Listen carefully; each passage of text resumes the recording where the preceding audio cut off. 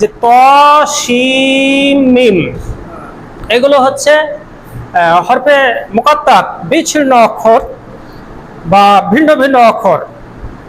তবে এখানে তিনটা অক্ষর রয়েছে, যে ত শিম মিম। রাসূল সাল্লাল্লাহু আলাইহি ওয়াসাল্লাম বলেছেন এখানে যদি কেউ তেলাওয়াত করে তাহলে নির্দ্বিধায় তিনটা অক্ষর রয়েছে, তিনটা নেকি, সর্বনিম্ন তিনটা নেকি, অর্থাৎ একটা অক্ষর তেলাওয়াত করলে একটা নেকি এবং এর 10 পর্যন্ত বর্ধিত হতে পারে। তাহলে বোঝা গেল যে এখানে তিনটা অক্ষর রয়েছে, এগুলো ছিন্ন ছিন্ন অবস্থায় বিচ্ছিন্নভাবে পড়তে হয়। এগুলোর অর্থ আল্লাহ তাআলাই ভালো জানেন, বলুন সুবহানাল্লাহ। এই হরফে মুকাত্তাতের অর্থ আল্লাহ পাকই ভালো জানেন, কোনো কারণে আল্লাহ পাক তার রাসূলকেও জানান নাই, আমরাও জানার চেষ্টা করি না, শুধুমাত্র ঈমান এনেছি আয়াতে কারিমার উপর, এই অক্ষরগুলোর উপর। আল্লাহ তাআলা আমাদের সকলকে ঈমানের উপর অটল থাকার তৌফিক দান করুক, বলছি আল্লাহুম্মা আমিন। এরপরে আল্লাহ তাআলা বলছেন তিলকা আয়াতুল কিতাবিল মুবিন। এই সমস্ত আয়াত কারিমাগুলো সুস্পষ্ট কিতাবের, অর্থাৎ যা আগে বর্ণনা করা হলো এবং যা পরে বর্ণনা করা হবে, সমস্ত আয়াতে কারিমাগুলোই হচ্ছে সুস্পষ্ট কিতাব, মহাগ্রন্থ আল কোরআনের। আল্লাহ পাক আমাদেরকে বুঝের জন্য এই কথা বলেছেন, নাতলু আলাইকা বিন নাবাই মূসা ওয়া ফিরআউনা বিল হাক্কি লিকওমি ইউমিনুন। আল্লাহ তাআলা তার নবীকে ডেকে বলছেন, হে মুহাম্মদ, আমি তোমার কাছে মূসা এবং ফিরআউন এর কিছু জীবন বৃত্তান্ত তোমার কাছে বর্ণনা করব মুমিন সম্প্রদায়ের জন্য, বলুন সুবহানাল্লাহ। আল্লাহ তাআলা বিশ্বনবী জনাবে মুহাম্মদ রাসূলুল্লাহ সাল্লাল্লাহু আলাইহি ওয়াসাল্লামকে ডেকে বলছেন যে আমি মূসা এবং ফিরআউনের কিছু জীবন বৃত্তান্ত তোমার কাছে বর্ণনা করব। এটা কার জন্য? মুমিন সম্প্রদায়ের জন্য। তো আজকে আমি অনুরূপভাবে সেখান থেকে আলোচনা নিয়ে আসছি, আপনাদের সম্মুখে সে আলোচনা করব। এটাও হচ্ছে মুমিন সম্প্রদায়ের জন্য, যারা মুমিন তারা বিশ্বাস স্থাপন করবে, এরা কোনো প্রকার সন্দেহ নিয়ে আসবে না। তো এই আয়াতে কারিমাগুলো যদি আপনাদের সম্মুখে নিয়ে আসি তাহলে আপনারা হয়তো ভাববেন যে খতিব সাহেব কিছু রাজনীতি করছেন। কোরআন মানে কোরআনের জিন্দেগি হচ্ছে রাজনীতি। আল্লাহ তাআলা আমাদের সকলকে বুঝার তৌফিক দান করুক, বলছি আল্লাহুম্মা আমিন। এখন কেউ যদি সন্দেহ পোষণ করে তাহলে আমরা ধরে নিব যে ঈমানের কিছু হলেও ঘাটতি আছে। কোরআনের কথা শুনে কারো গতর জ্বলতে পারে না, কারো রাগ হতে পারে না, বরং ঠান্ডা হতে পারে। আল্লাহ তাআলা যদি আমাদের ঈমানি বরকত দান করেন তাহলে আমরা সকলেই এই আয়াতে কারিমা থেকে, আলোচনা থেকে আমাদের অন্তর শীতল হবে এবং কোরআনের আয়াত শুনে আমরা আমলের জন্য চেষ্টা করব। আল্লাহ তাআলা আমাদের সকলকে তৌফিক দান করুক, বলছি আল্লাহুম্মা আমিন। লম্বা ঘটনা আছে, আমি মাঝে মধ্যে দুটো একটা করে আয়াত দিয়ে আপনাদের সম্মুখে আলোচনা করব অল্প সময়ের মধ্যে। তারপরও শুধুমাত্র যতদূর যাওয়া যায় বাকিটুকু পরে আলোচনা করব। তো আল্লাহ তাআলা বললেন যে হে নবী, হে মুহাম্মদ রাসূলুল্লাহ সাল্লাল্লাহু আলাইহি ওয়াসাল্লাম, আমি মূসা ও ফিরআউনের কিছু বৃত্তান্ত আপনার সামনে আলোচনা করব। কে বলছেন? আল্লাহ বলছেন। কাকে? আখিরি নবীকে বলছেন যে এটা আলোচনা করব। কার জন্য? মুমিন সম্প্রদায়ের জন্য। কিয়ামত পর্যন্ত যত মুমিন আসবে সমস্ত মুমিনের জন্য এই আলোচনা। তা আল্লাহ তাআলা বলছেন যে ইন্না ফিরআউনা আলা ফিল আরজি ওয়া জাআলা আহলাহা শিয়াআই ইয়াস্তাজিফু তাইফাতাম মিনহুম ইউজাব্বিহু আবনাহু ওয়া ইয়াস্তাহয়ী নিসাআহুম ইন্নাহু কানা মিনাল মুফসিদিন। আল্লাহ তাআলা বলছেন যে নিশ্চয়ই ফিরআউন ছিল, আল্লাহ তার নবীকে বলছেন, ঘটনা শোনাচ্ছেন যে নিশ্চয়ই ফিরআউন ছিল তার দেশে প্রকম্পশালী। সেই ফিরআউন তার দেশের লোকেরাকে দলে দলে বিভক্ত করে, বিভিন্ন দলে বিভক্ত করে একটি দলকে হীনবল করে রেখেছিল, মানে দুর্বল করে রেখেছিল, আর তাদের পুত্রদেরকে হত্যা করতেন আর কন্যাদেরকে জীবিত রাখতেন। মহব্বতের সাথে বলুন সুবহানাল্লাহ। কেন এটা করলেন? আমরা আয়াতের তাফসীর খুঁজে পাই যে ফিরআউন সে দেশের প্রতাপশালী ছিল, প্রকম্পশালী ছিল, যা ইচ্ছা তাই করত এবং কিছু মানুষকে তার কাজকর্ম করিয়ে নিতেন, আর তারা বাউন্ডারি করতেন, নেতাগিরি করতেন। রুই কাতলা মাছ যেমন পুকুরে ভেসে ভেসে থাকে, তেমনি ভাবে এরাও ভেসে ভেসে কিছু মানুষ দ্বারাই কাজ করিয়ে নিতেন। আর বনি ইসরায়েলের এক শ্রেণীর মানুষকে তারা দুর্বল করে রেখেছিলেন এবং তাদের দ্বারাও কিছু কাজ করিয়ে নিতেন। এটা কেন করলেন? তাফসীরের মধ্যে দুই ভাবে আসছে যে জ্যোতিষী বিদ্যাগুণ তারা বলেছিল যে বনি ইসরায়েলের মধ্যে এমন একটা সন্তান জন্মগ্রহণ করবে যেই সন্তানের হাতে ফিরআউনের রাজ্য এবং ফিরআউনের ক্ষমতা চলে যাবে। অথবা ইব্রাহিম আলাইহিস সালাম এর আমল থেকে এটা প্রচালিত হয়ে আসছিল যে বংশ ক্রমান্বয়ে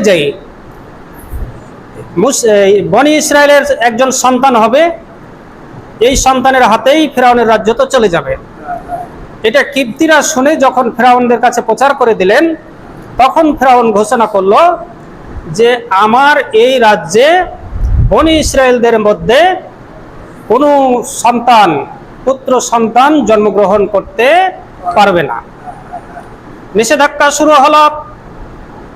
বছরের পর বছর যখন পুত্র সন্তান জন্মগ্রহণ করতে পারে না, ফিরআউনের এই একদল ফিরআউনকে আবারও পরামর্শ দিল যে যদি এইভাবে বছরের পর বছর পুরুষ সন্তান বন্ধ করা হয়, তাহলে দেখা যাবে যে আমরা যে প্রয়োজনীয় কাজগুলো করিয়ে নিতাম সেই কাজ করার মতো পুরুষ সন্তান থাকবে না। তখন তারা ঘোষণা করলো 1 বছর পুরুষ সন্তান এটা হবে, বাধা দেওয়া যাবে না। 2য় বছর পুরুষ সন্তান হবে না, অর্থাৎ 1 বছর সন্তান হলে কোনো বাধা দেওয়া যাবে না, 2য় বছর সন্তান হলে তাকে বাধা দিতে হবে। এইভাবেই শুরু হলো। হযরত মুসা আলাইহিস সালাম সেই বছরেই জন্মগ্রহণ করলেন যেই বছরে সন্তান জন্মগ্রহণ করা নিষিদ্ধ ছিল। বলুন সুবহানাল্লাহ। তাফসীরের কিতাবের মধ্যে পাই যে মুসা আলাইহিস সালাম মায়ের পেটে যখন জন্মগ্রহণ করলেন, তখন মায়ের পেট সাধারণত মহিলাদের মতো কোনো লক্ষণ প্রকাশ পায়নি।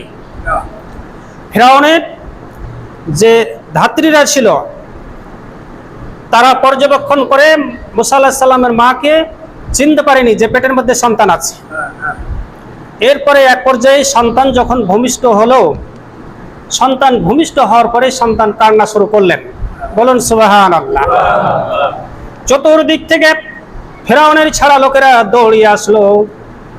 মুসা আলাইহিস সালামের মা যখন সন্তান কান্না করলো, সন্তান মানুষ দেখে ফেলবে, ফিরআউনের লোকেরা জানতে পারবে, ধাত্রীরা জানতে পারবে।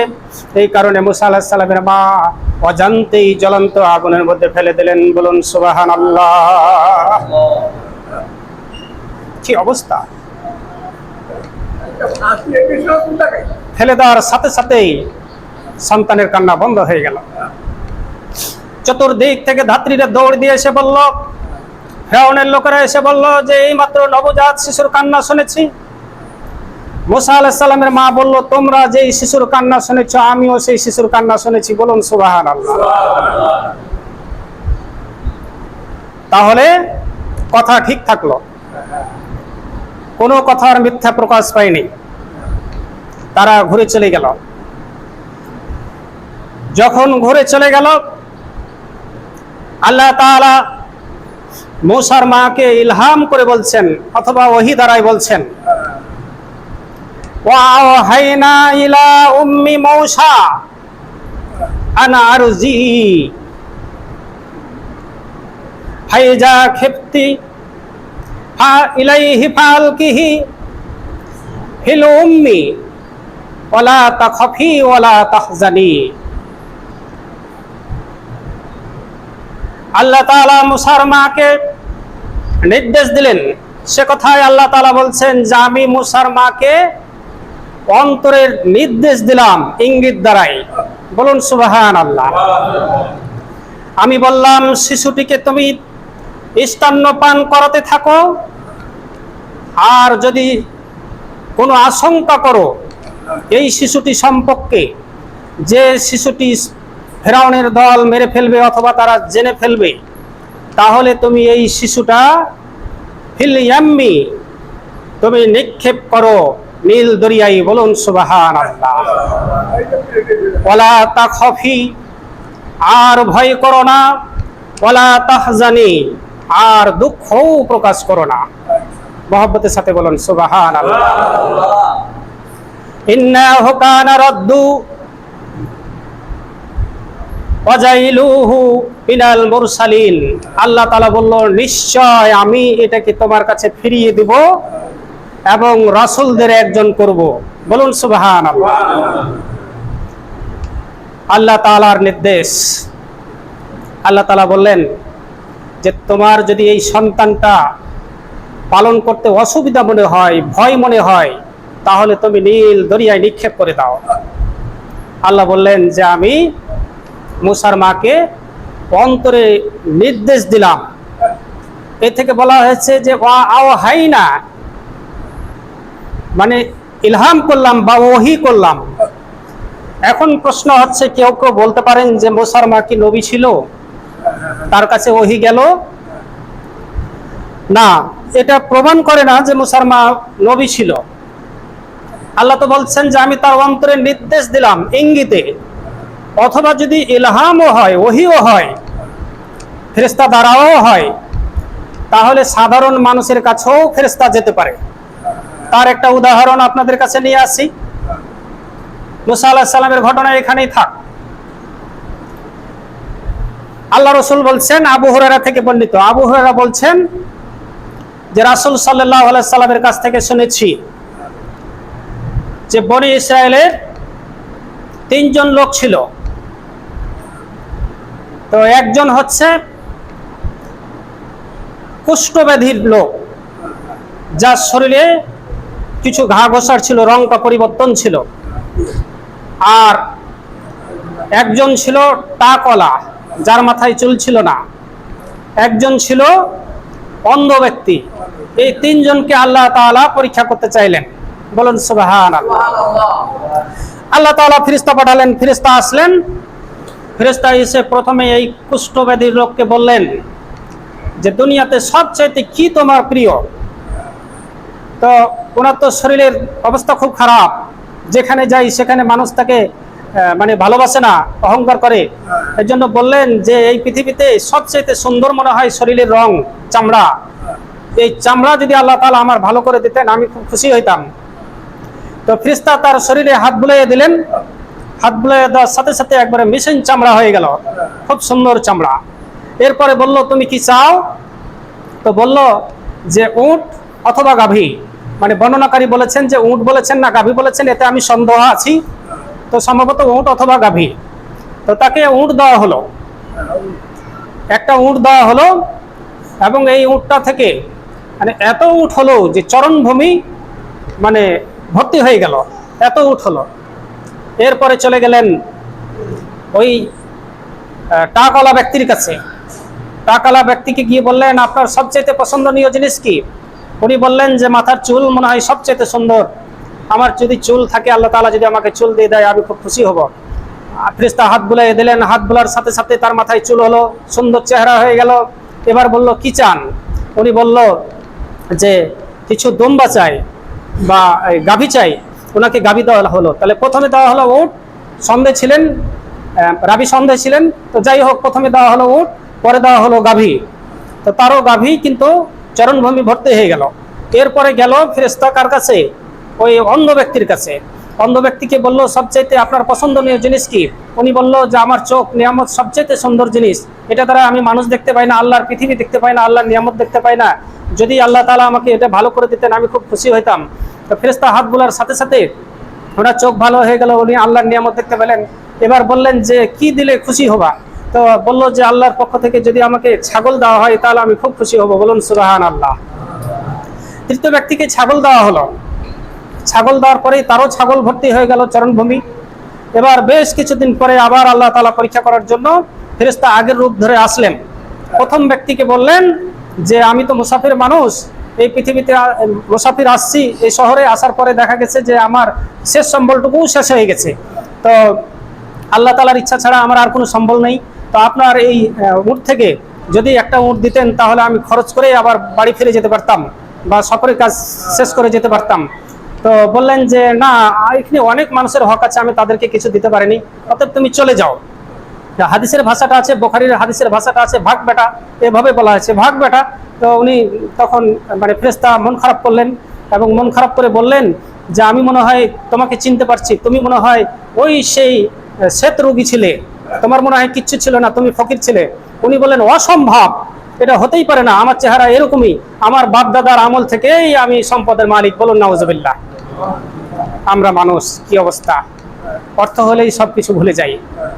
তো তখন কি করলেন ফেরেশতা, বললেন যে ঠিক আছে, তুমি যদি সত্যবাদী হয়ে থাকো তাহলে তুমি আগের মতো হয়ে যাও। এবার দুয়াটা উল্টা হয়ে গেল না, এবার তো আর করার কিছু নেই, আফসাব সব আগের মতো হয়ে গেল। এবার চলে গেলেন টাকালার কাছে, টাকালাকে বললেন এইভাবে, টাকালাও বললেন যে এটা আমার বাপদাদার সম্পদ ছিল, উনিও দিতে অস্বীকার করলেন। তাকেও দোয়া দিলেন যে যদি তুমি মিথ্যা বলে থাকো তাহলে আগের মতো হয়ে যাও। আগের মতো হয়ে গেল। এরপরে তৃতীয় ব্যক্তির কাছে গেলেন, ছাগলালার কাছে, যিনি অন্ধ ছিলেন। তাকে বললেন ভাই, আমি তো মুসাফির, আমার শেষ সম্বলটুকু শেষ হয়ে গেছে, তো আল্লাহর ইচ্ছায় যদি একটা ছাগল দিতেন তাহলে আমি সফরের কাজ শেষ করে ফিরে যেতে পারতাম। তো বললেন হ্যাঁ ভাই হ্যাঁ, আপনি একটা কেন, যত ছাগল লাগে, আল্লাহ রাস্তায় যত ছাগল লাগে নিয়ে যান, কোনো আপত্তি নেই। উনি বললেন যে আমার এক সময় কিচ্ছু ছিল না, আমি অভাবী ছিলাম, আমার চোখ দুটো ছিল না, অন্ধ ছিল, আল্লাহ তাআলা আমাকে দান করেছেন, আল্লাহর এই নিয়ামতের শুকরিয়া আমি শেষ করতে পারবো না, আপনি নিয়ে যান। বলুন সুবহানাল্লাহ। এই তো মানুষের অবস্থা, বিভিন্ন শ্রেণীর মানুষ আছে। তো আমি যেই কথা আলোচনা করছিলাম যে ফেরেশতা সাধারণ মানুষের কাছেও প্রয়োজনের সাপেক্ষে আসে। তো মুসা আলাইহিস সালামের মার কাছে ওহী আসলো, হয় ফেরেশতা দ্বারাই আসুক অথবা আল্লাহ ইঙ্গিত দিয়েই বলুক যে এই সন্তানটাকে তুমি স্থানদান করতে থাকো, যদি ভয় করো যে ফিরআউনদের পক্ষ থেকে কোনো ভয় আছে, তাকে মেরে ফেলবে অথবা জেলে ফেলবে, তাহলে তুমি একে নীল দরিয়ায় নিক্ষেপ করে দাও। বলুন সুবহানাল্লাহ। আল্লাহ বলল যে ইন্নাহু কানা রদ্দু, আমি তোমাকে ফিরিয়ে দেব, ওয়া জাইলুহু মিনাল মুরসালিন, এবং আমি তাকে রাসূল বানাবো। বলুন সুবহানাল্লাহ। মুসা আলাইহিস সালামের মা একটা বাক্স তৈরি করলেন, বাক্স তৈরি করে নীল দরিয়ায় ভাসায় দিলেন। পানির মধ্যে মুসা আলাইহিস সালাম ছোট্ট শিশু ভাসতে ভাসতে যায়। এক পর্যায়ে গিয়ে ফিরআউনের নিকটবর্তী ঘাট যে জায়গায় ছিল সেই জায়গায় উঠে ফিরআউনের লোকজন তাকে ধরে নিয়ে যায়। বাক্স খোলার পরে দেখে সুন্দর একটা ফটফটে ছেলে। বলুন সুবহানাল্লাহ। মুসা আলাইহিস সালাম বুঝতে পারলেন যে হয়তো বা এটা আমার শত্রু। আসিয়া বললেন যে না, এটা আমাদের শত্রু হতে পারে না,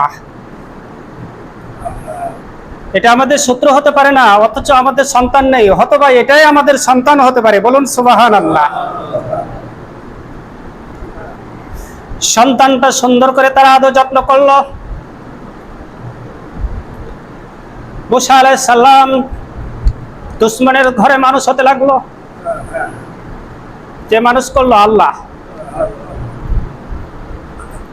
অপরদিকে আসিয়া ইসলাম গ্রহণ করলো, ফিরআউনের স্ত্রী আসিয়া ইসলাম গ্রহণ করলো। কপাল পোড়া ফিরআউন ইসলাম গ্রহণ করলো না। মুসা আলাইহিস সালাম যখন বাক্স খোলা হলো, ছোট্ট সন্তান, কে এই সন্তানটাকে স্তন্য দান করবে? কারো স্তন্য পান করে না। এইদিকে মুসা আলাইহিস সালামের মা তাফসীরের কিতাবে লিখেছে, মুসা আলাইহিস সালামের একটা বোন ছিল, যখন মুসা আলাইহিস সালামকে নীল দরিয়ায় ভাসায় দেয় তখন এই মেয়ে সন্তানটাকে তার সাথে দেয়, দূর থেকে দেখে থাকবি, তার ইশারা দেখে থাকবা। বলুন সুবহানাল্লাহ। যখন ফিরআউন লালন পালন করতে লাগলো, কেউ স্তন্যপান করাতে পারে না, মুসা আলাইহিস সালামের এই বোন তখন বলল আমি তোমাদের একটা সংবাদ দিতে পারি, অমুক এলাকায় একটা মহিলা আছে, তাকে যদি দেওয়া হয় তাহলে তার স্তন্যপান করতে পারে। বলুন সুবহানাল্লাহ। মুসা আলাইহিস সালামের মা এই সময় একটা সুযোগ নিলেন যে আমি তো বিনা পারিশ্রমিকে কিছু মজুরি ছাড়া স্তন্যপান করাইতে পারি না। কথার পৃষ্ঠে একটা কথা আপনাদের কাছে আজ বলবো, যেহেতু হাদিসের কাছে চলে এসেছি, মনে কেউ খারাপ করবেন না। তো মুসা আলাইহিস সালামের মা বলল যে বিনা পারিশ্রমে আমি এটা গ্রহণ করতে পারি না, তাকে স্তন্য দান করাইতে পারি না। তখন তাকে কিছু পারিশ্রমিক দেওয়া হলো, পারিশ্রমে তার রুজির ব্যবস্থা হলো। অপরদিকে দুশ্মনের লালন পালনের মাধ্যমেই মুসা আলাইহিস সালাম বড় হয়ে উঠলেন। বলুন সুবহানাল্লাহ। বুখারী শরীফের আরেকটা হাদিস আছে যে আমরা কথায় কথায় বলে থাকি, কেউ রাগ করবেন না। আগে বলেছি যে কোরআন এবং হাদিসের দ্বারা কেউ যদি রাগ করেন তাহলে ঈমানের ঘাটতি আছে। ভুল আমার হতে পারে, কিন্তু কোরআন এবং হাদিসের কথা শুনতে যদি কেউ রাগ করেন তার ঈমানের ঘাটতি আছে। আমরা কথায় কথায় শুনি যে কোরআন দ্বারাই কোনো পারিশ্রমিক নেওয়া যায় না। বুখারীর 773 নম্বর পৃষ্ঠায় দেখবেন যে আল্লাহ রাসূল বলেছেন কোরআনের চাইতে উত্তম কোনো জিনিস নেই যার দ্বারাই পারিশ্রমিক নেওয়া বৈধ। বলুন সুবহানাল্লাহ। কিন্তু সিস্টেমে হতে হবে। তাহলে আমরা যে কথায় কথায় বলি ইমামদেরকে, আমরা বলে থাকি যে আপনি যে ইমামতি করছেন তো আপনার কি পারিশ্রমিক নেওয়া বৈধ আছে? তা আসলে আমরা জানি না, না জানার কারণে অনেক কিছু বলি। তো যাই হোক, সেই দিকে আলোচনা নিয়ে আসছিলাম। মুসা আলাইহিস সালাম এইভাবেই মানুষ হতে লাগলেন। তো সময় তো শেষ হয়ে গেছে, সময় শেষ হওয়ার কারণে আপনাদের আর কষ্ট দিচ্ছি না। পরবর্তী জুমায় যদি আল্লাহ তাআলা আমাদেরকে ধৈর্য দেন, সময় দেন, তাহলে আমরা সেই দিকে আলোচনা নিয়ে আসব।